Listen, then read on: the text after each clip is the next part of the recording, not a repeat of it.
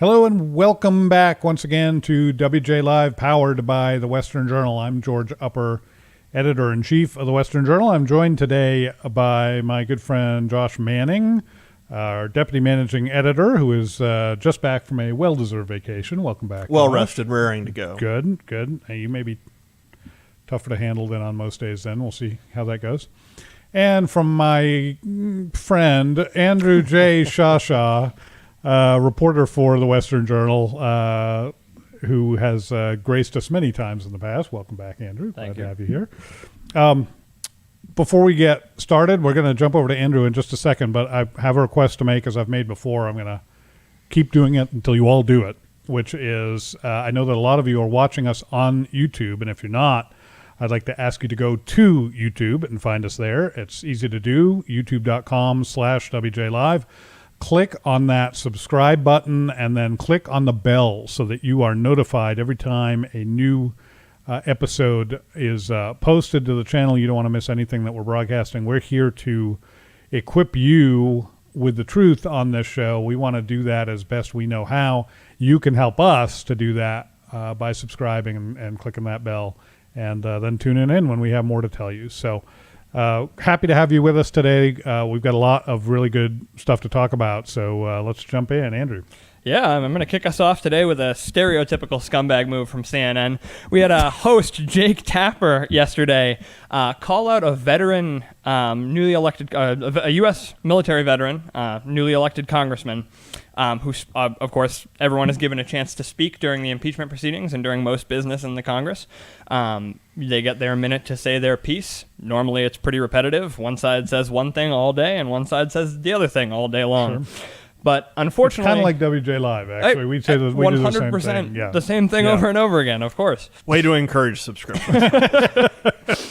And so yesterday, unfortunately, Jake Tapper on CNN decided to make a remark about one of the Republican congressmen who was speaking, essentially saying that because he had supported efforts to at least he had been so bold as to ask questions about the integrity of the 2020 election, just as Republicans have done, as Democrats have done for the last 4 years since 2016, and as Americans have done with regard to democratic elections for all time. There's always questions about whether or not there has been, fraud, and we can come down on different sides of that. But to just ask the question provoked this remark that we're going to show you guys at home from Jake Tapper about the congressman. One other thing, that's relevant. What you're saying right now is relevant because Congressman Brian Mast, a Republican from Florida, who lost his legs, by the way, fighting for democracy abroad, although I don't know about his commitment to it here in the United States. Unbelievable statement. For those who didn't get that or maybe a little bit surprised, that statement was from Tapper. Congressman Brian Mast, a Republican from Florida, who lost his legs, by the way, fighting for democracy abroad, although I don't know about his commitment to it here in the United States. A disgusting statement, clearly. A ridiculous statement. It's just ridiculous. Completely unnecessary, completely out of the blue. It's one of those things where you kind of see where people can get carried away when they're arguing with someone and when they're fighting with someone. This was completely unprovoked, out of nowhere on national television from a news host. And so they've kind of volleyed back and forth. News? Yes, news host. Yeah, CNN, so he's a news host.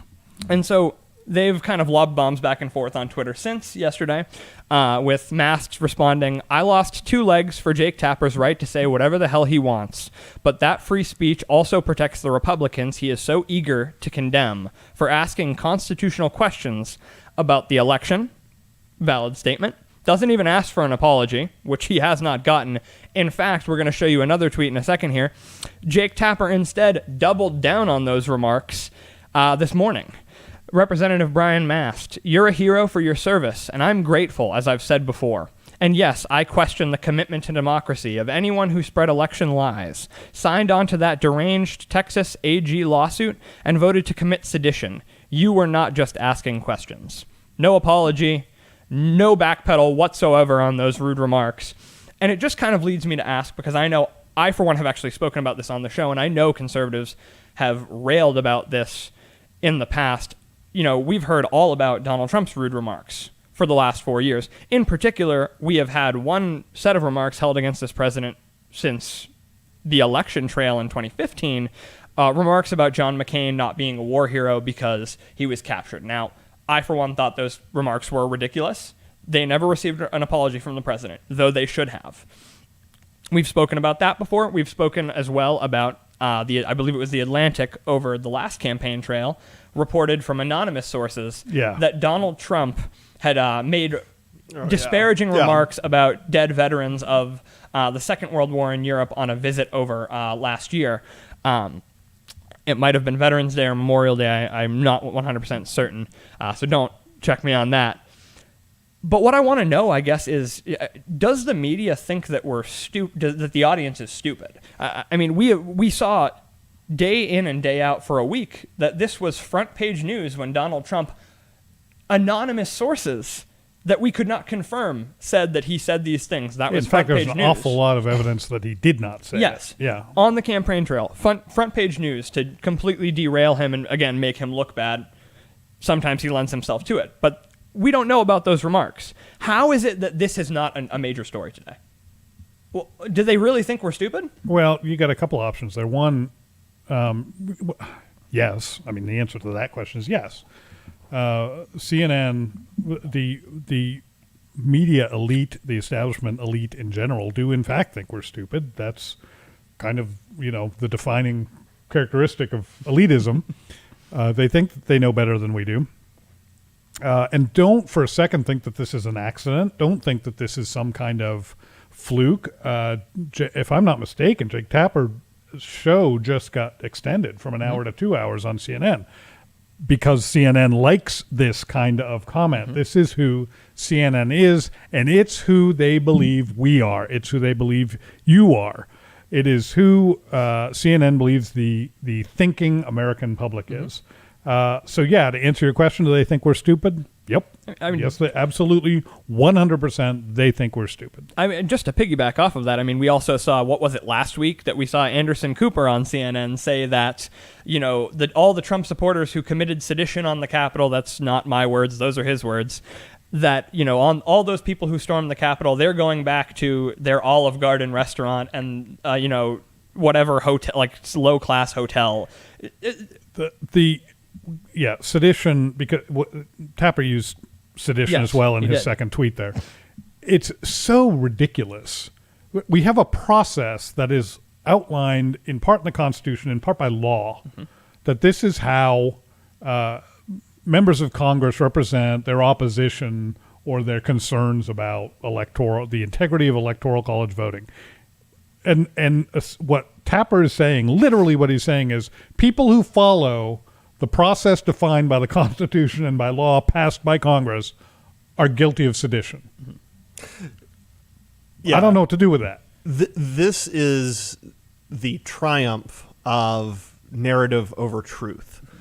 And we'll talk more about this a little bit later because it's the topic that I brought to the table today. But I think what Tapper said is exactly right in Tapper's mind. I think that is the truth. Why would he apologize for something he thinks is true?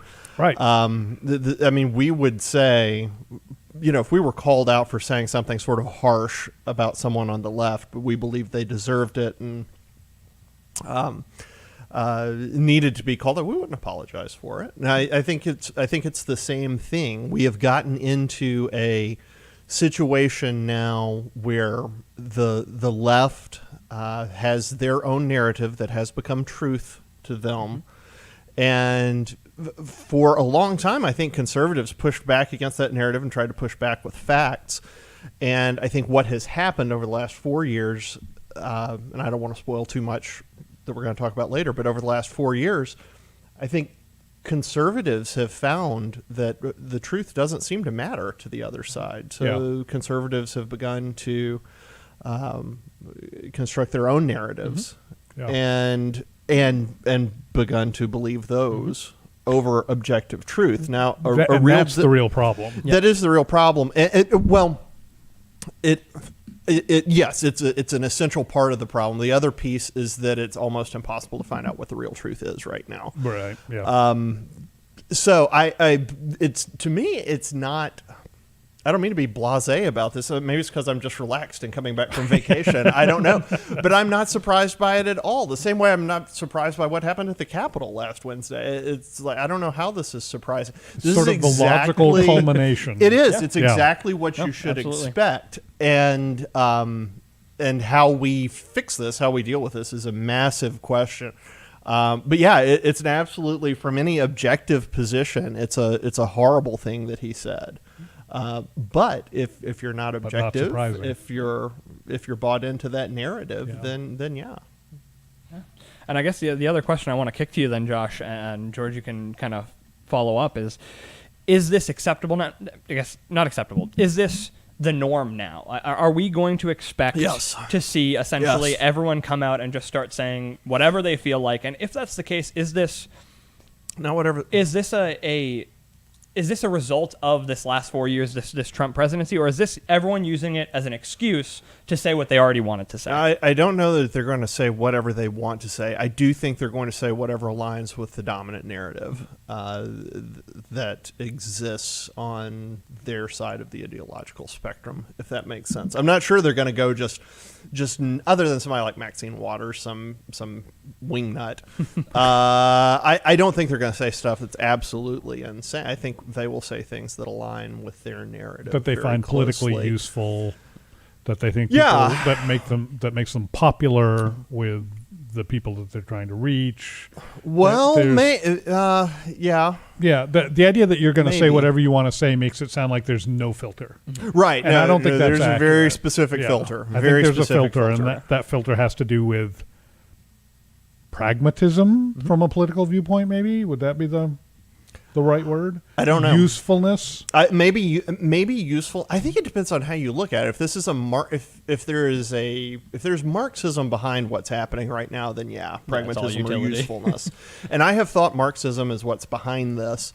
I'm not positive that's ultimately what's behind it right now. Actually, the more I think about it, but I haven't thought about it enough to come to a conclusion on that yet. I think we are living in a postmodern world, and that's creating an enormous amount of the pressure that we're seeing. Yeah.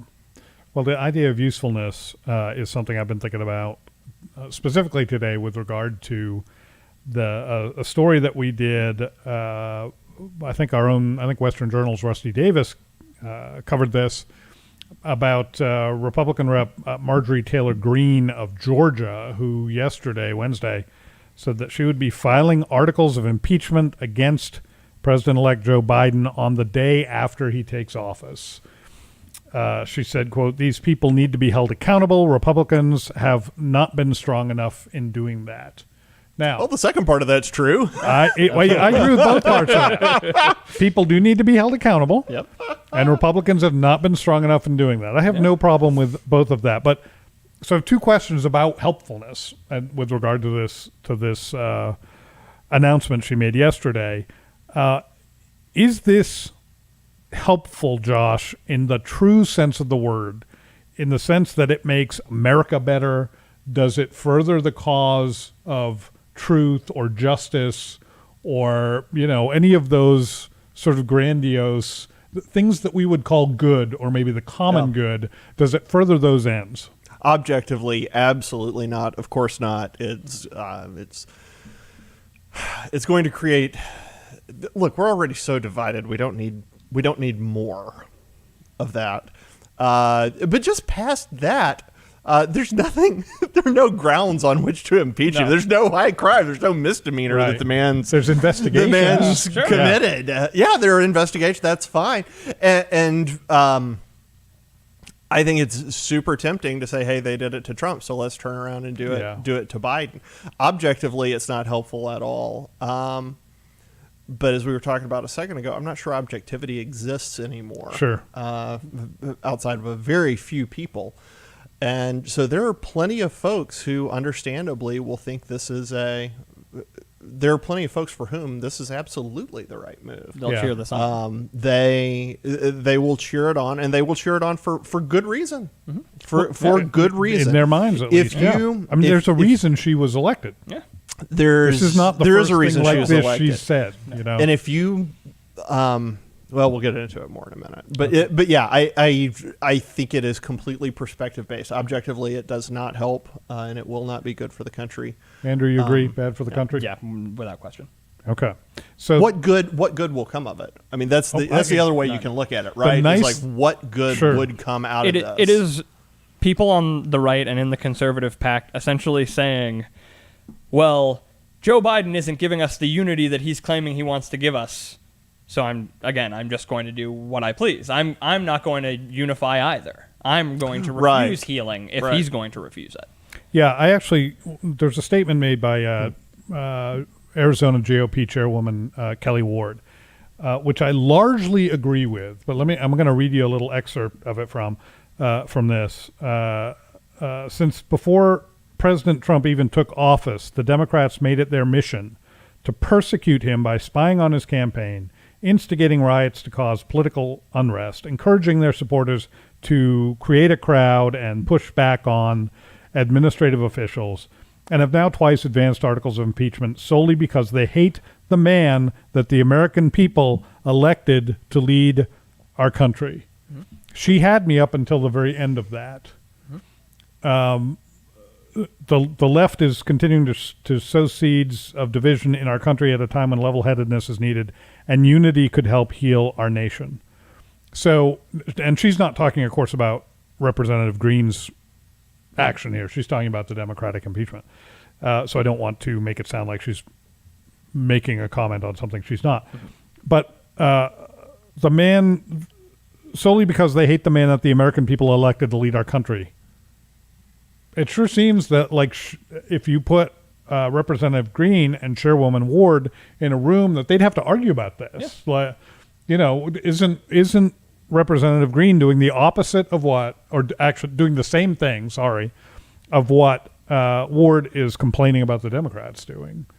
There's a man who has been elected, the American people elected to lead our country, and Ward doesn't like impeachment against him, and Greene's saying, yeah, you're right, you know what, we're going to do the same thing. Without a doubt. I mean, I said yesterday on the show that I'm incredibly worried that the Republican Party and that the conservative movement is on track for a huge divorce. Just an absolutely huge divorce.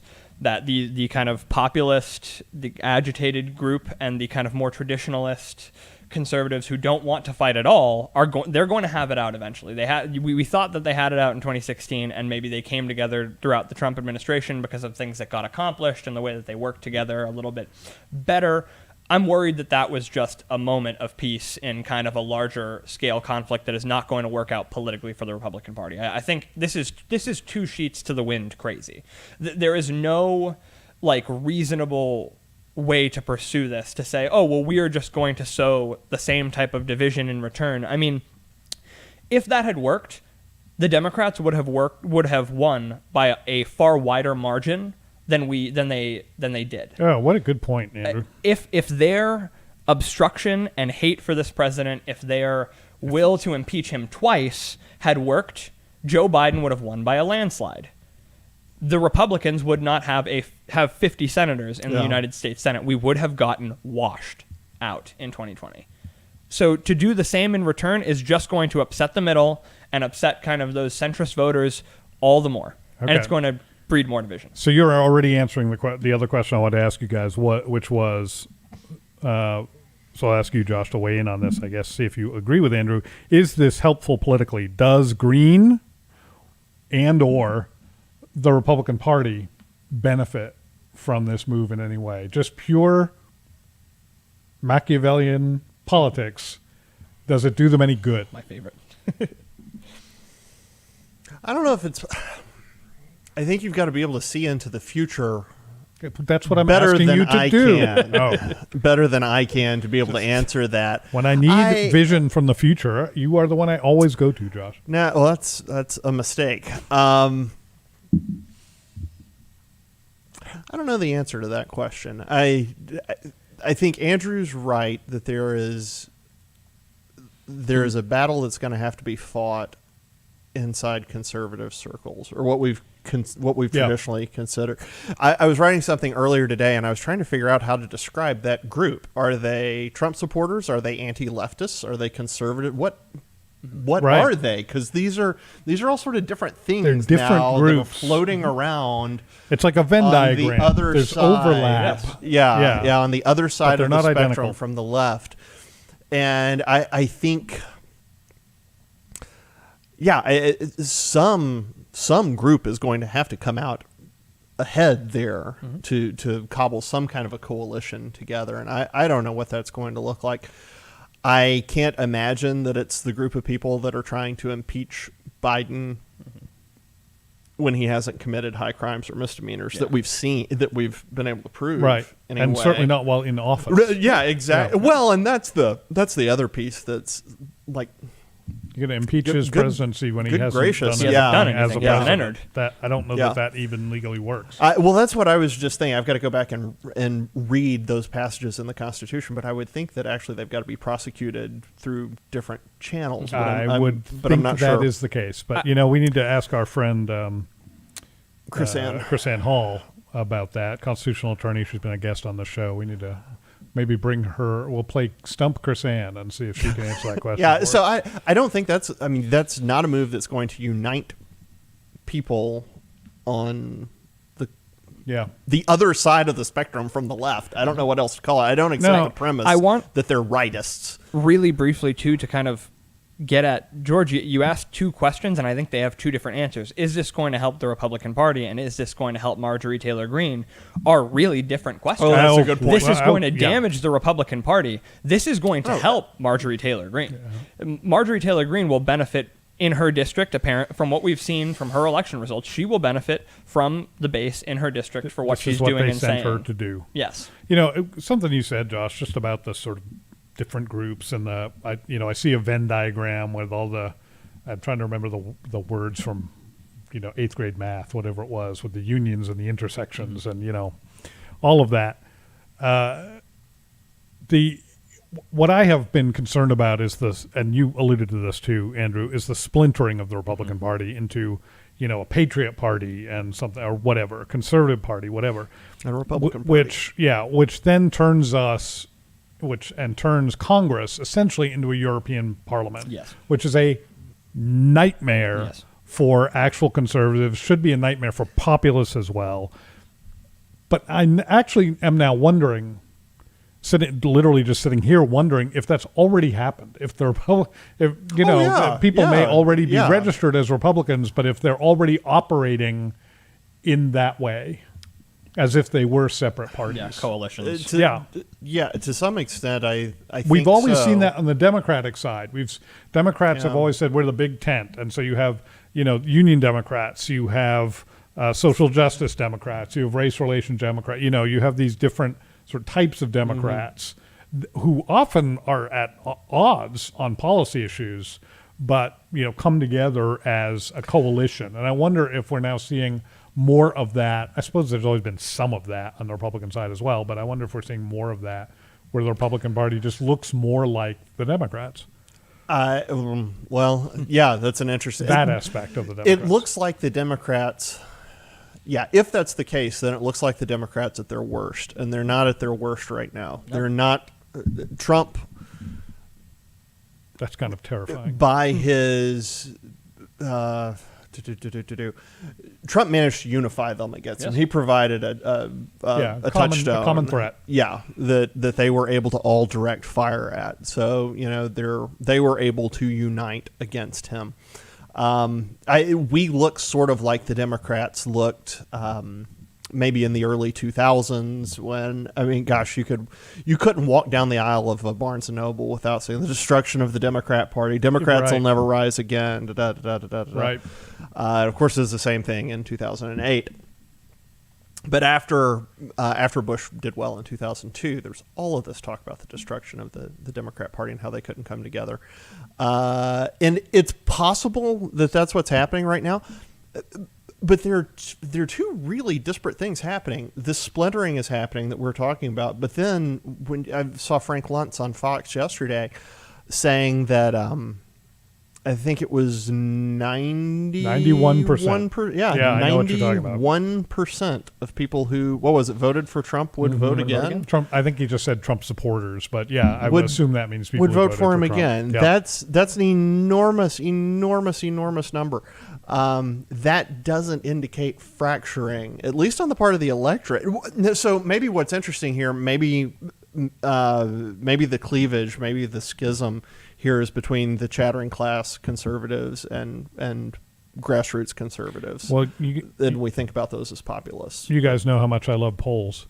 What I'd love to see a little bit of the mechanics of that poll, because you know what Frank Luntz says is a Trump supporter or a Trump voter. I think what he means, and I don't know, I think what he means by that is somebody who told Frank Luntz he was a Trump supporter. Right now, well, good gracious. Then. After last week, those are the Trump supporters, right? How many people after last week voted for Trump and are saying, no, I didn't vote for him? That number isn't zero. You know what I mean? You understand? Give me what I'm that saying? again. Who voted for Trump? How many people who voted for Trump after last week, if you ask them today, did you vote for Trump, would say no. Oh, yeah. Great point. So you know what I mean? And so, or would say yes and say I wouldn't vote for him again. Yeah, but I don't know if that could be me. Yeah, that's true. It does. Yeah, that does make a difference. I wonder if it just would, and I don't know that. I just wonder if that would skew that number some. I don't know. That's just me being skeptical. It's me being skeptical of polls. Well, I think we're all skeptical of polls. Yep. So the thing, just have some more of this water. I've been. So almost all of my comments so far have been coming from this idea I've been thinking about while I was away, which is sort of how do we explain what we're seeing right now? Yeah. Everybody's been trying to explain this, and I think what has happened, the main question I want to get at here is how does America recover from where we are? I think I saw a poll today that said 19% of Democrats said they weren't proud to be Americans. Yeah. I'm surprised it wasn't higher than that. 7% of Republicans, and then I think 18% overall. About 80% of people say the country's headed in the wrong direction. So how does America recover from this? How do we fix it? And I'm not positive how we do that. Right. Because I alluded to this earlier. I don't think the left is dealing with objective truth. I think they're dealing with a narrative. Actually, no. Let me back up. Quick philosophical thing. So we struggled with postmodernism. We struggled with postmodernism for a long time. Postmodernism was this idea that there is no truth. There's no truth. You just make it up. It's the foundation of it. Yep. Humans can't function in an environment without truth, and we always said that postmodernism was going to fall on its own sword. If there's no truth, how can you say that there's no truth? That's a true statement. Exactly right. So what the creative term I've come up with for where we are is postmodernism. I don't know what we're going to end up calling it ultimately. But I think it is a circumstance where we create our own truth, and groups are basically doing that right now. You've got the left that has created its own truth, that democracy itself is at stake. Trump was a fundamental threat to it. And if you give them that, if you just sort of think about what they're saying and the way they're acting and assume they believe that, don't assume they have nefarious motives, just assume they believe that. Everything that they've done makes sense. Sure. Up until part of the way through the Trump administration, I think conservatives were more interested in an objective truth. But I think over time, they began to develop their own truth, which was that Trump is pretty much the only hope. How are we going to do this without him? Right. We've got to have him, and we've got to do anything we can to protect him. And so, if you think, and I'm not saying that any of these things are incorrect.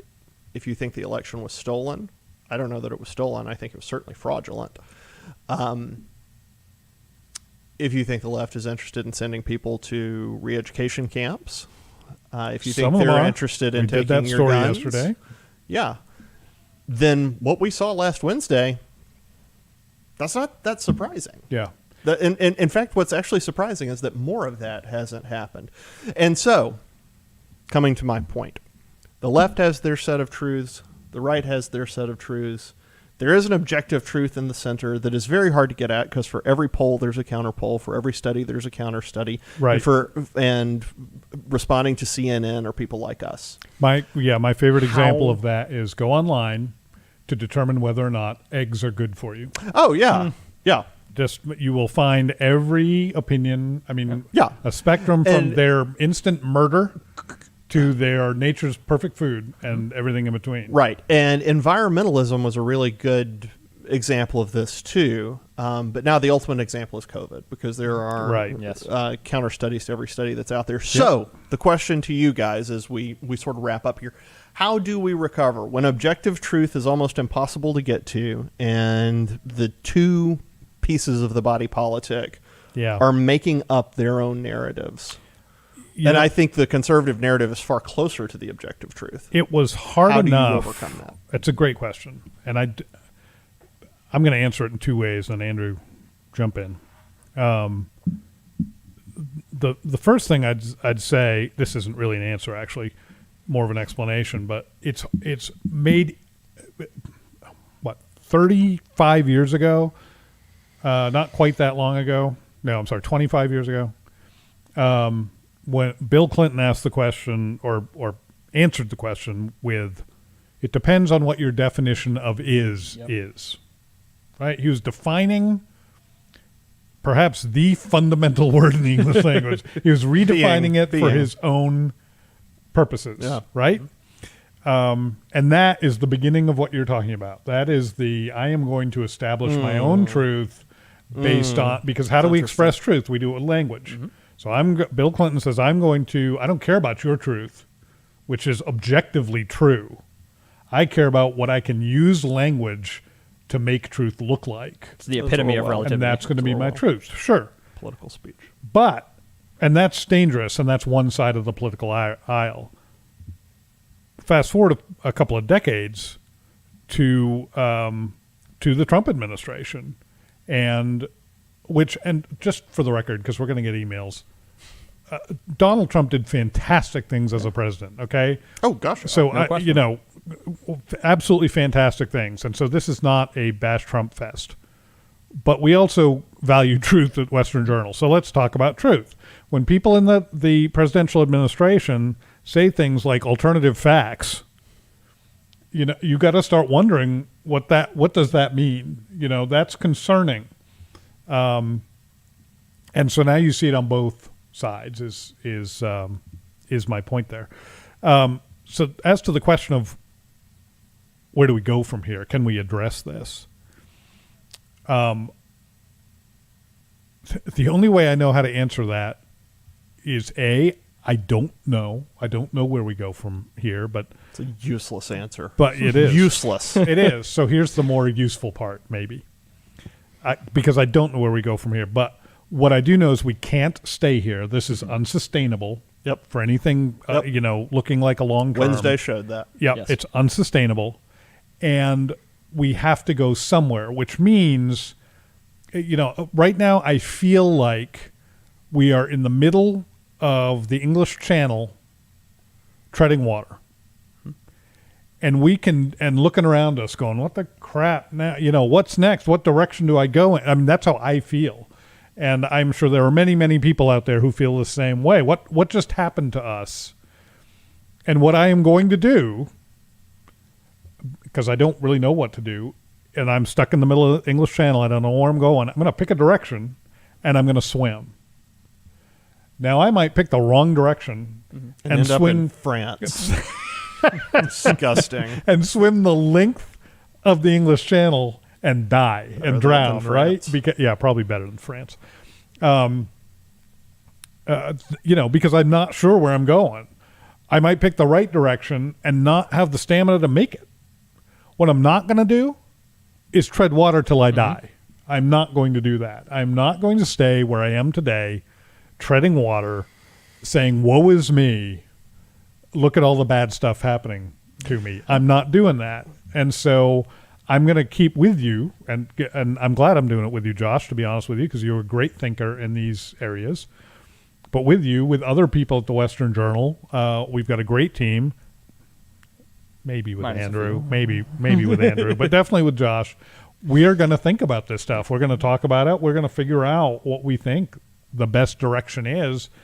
We're going to listen to readers and viewers who are wonderful when they comment and send us email and give us all kinds of feedback, and we're going to figure out where we go from here, and we're going to go there. And if we can't make it, we can't make it. But we're going to turn in that direction and we're going to swim. I think that, and just super quickly, Andrew, I think that is whatever this conglomeration on the other side of the left is right now. I think that's what they're trying to do. They're just I think we've got three groups trying to swim in different directions, and we've got to figure out which way is best. Yeah. I had really hoped to leave the wise old men to my left with the last answer, because my answer is a little bit more cynical, I think, than most. Unfortunately, I will find some way to bring it back. I hope so. You get cynical, and I will bring it back. That's another one where it depends on the question, Josh, because your question was, where do we go from here? If we as America... How do we recover? How do we recover? How does America recover? I don't know necessarily. America doesn't have to recover. We know as Christians, America doesn't have to recover. We are not Israel. Like, America, at the end of the day, could go...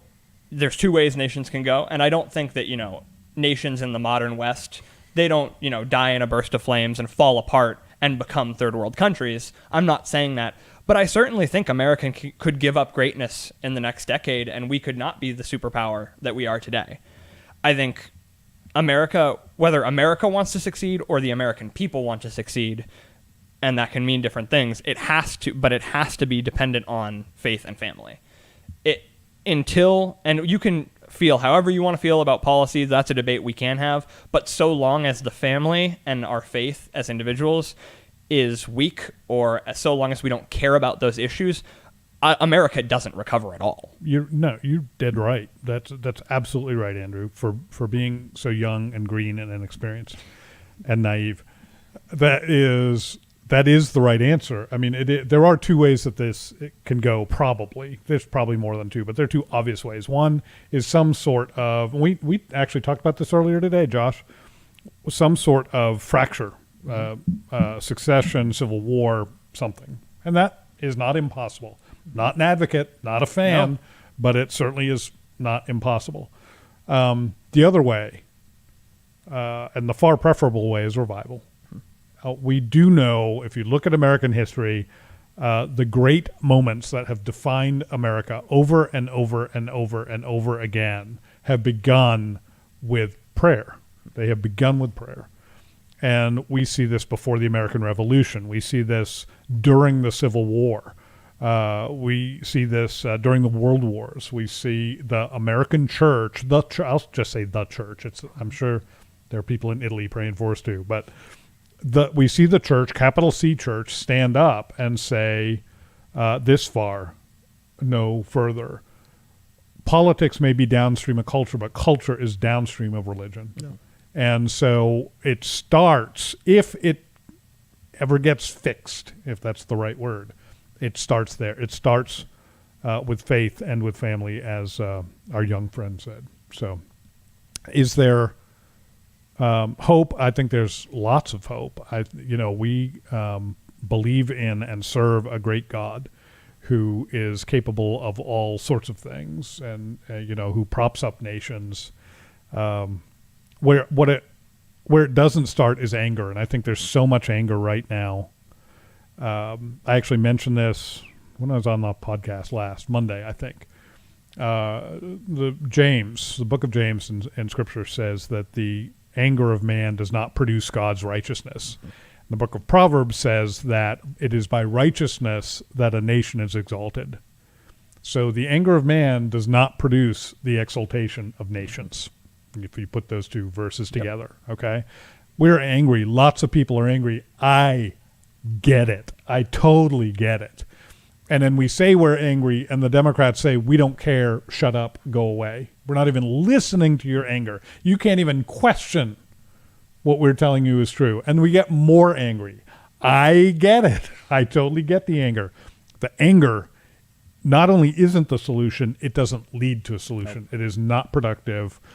Thought, discourse, debate, civility, and revival. At the end of the day, revival lead to the exaltation of nations. And so where do we go from here? That's our only, I would say, our only reasonable hope. And I don't think you're saying don't fight.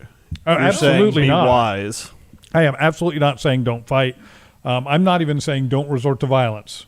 I am saying don't resort to violence today. Today is not that day. We keep hearing over and over again in the wake of last week's Capitol incursion, we keep hearing people saying violence is never the answer. That is, I almost swore. I can't swear on air. I promised I'm not gonna. I don't swear much, and I wasn't gonna. Kayla I told almost me swore then. we can't do that. Yeah, there's some words we can't use. I almost just used one. But it's garbage. It's utter garbage. Bible also tells us to everything there is a season, including a time for war. If somebody is threatening my wife or my daughter or, my friends, my family, whatever, it will be time for violence. I'm not looking forward to that day. I hope it never comes, but I won't hesitate if that day does come. There may come a day where, like our founding fathers, we have to stand up and fight for liberty. That day may come. That day is not today. It's not tomorrow. It's probably not a week from Thursday. There's some horizon between now and that day. Today is a day to fight on our knees. Today is a day to implore that a merciful God in heaven will heal this land. He is the only one ultimately who can. And meanwhile, we're wise. And we do. When's the last time you wrote a letter to Congress, to your congressman? It's been forever for me. And I was just thinking today, it's been too long. It's time. Do you think that doesn't matter? It matters. Let me tell you it matters.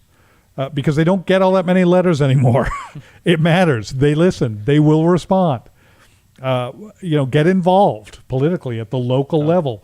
Zoning commissions. You know how much power a zoning commission has over your life? Far more than Joe Biden does. Far more. And you have it's far easier to influence a zoning commission because they live in your neighborhood. Get involved. Tweeting is not getting involved. I want you to read the Western Journal and share our stuff everywhere you see it, okay? I want you to do that. But that's not what I mean by get involved. I mean get involved. Register voters. Talk to people civilly about your ideas and what matters to you. Educate yourself about what matters to you. All of that can make a difference, but pray first. I beg you to pray first. Pray for this nation. Pray for the Western Journal. Pray for President-elect Biden and Kamala Harris. The Bible actually tells you to pray for your enemies. It's like heaping burning coals on their head. That's a very satisfying image to me. Someone told me that in the Army, and there were a couple of guys I was not getting along with, and I would pray for them very sinfully, thinking, man, this is like burning coals on their head. It's a terrible way to pray for somebody, but do it. Pray for them. It is the only answer. I'm sorry, I did not intend to give a sermon today, but it's a sermon I need to hear, so I'm hopeful there's somebody else who needs to hear it too. And we're way over time. Mostly because I'm sermonizing. Thank you for being with us once again. Thank you guys for being here for this great conversation. I appreciate both of you very much. Much as I appreciate Western Journal, I appreciate WJ Live, Kayla, Logan, everybody who works hard, our producer, our technical director to bring us to you every day. We are here every day at 5 p.m. Eastern, 2 p.m. Pacific on YouTube/WJ Live. Again, please subscribe to our channel and click that bell so that you get notified every time a new episode comes up. And the other thing you can do to support the Western Journal itself, go to westernjournal.com/join. It's /join and become a subscriber. It is not a lot of money. I promise you, it is not a lot of money. And it's really not a lot of money for the value you get. More importantly than that, as we are figuring this out, and there's a lot of work to be done, you are supporting good journalism. You are supporting people who are digging hard to find the truth and bring it to you. And a subscription is the most direct way that you can do that. You can show your support for good journalism, for a love for the truth, and for the Western Journal in particular. So until next time, thank you so much for joining us on the Western Journal, on WJ Live, powered by the Western Journal. And we will see you tomorrow at 5 p.m. Eastern, 2 p.m. Pacific. Stay safe. Take care. Hey guys, huge story. We need a fresh card. Let's red label it. Roll as fast as we can. All right, on it. Sounds good. All right, guys, we got a red label breaking story. Can we get a picture for that? And can we try to get that out in the next 20 minutes? I want eyes on it as soon as possible. On it, Joe. 2 more minutes and we'll be live. Sam, we're going to need a slot for that story, so figure out what you want to bump. Ashley, we're going to want to translate it into Spanish yesterday. Sí, señor. We can slide it in at 2:30. It should be going out here in about 10 minutes.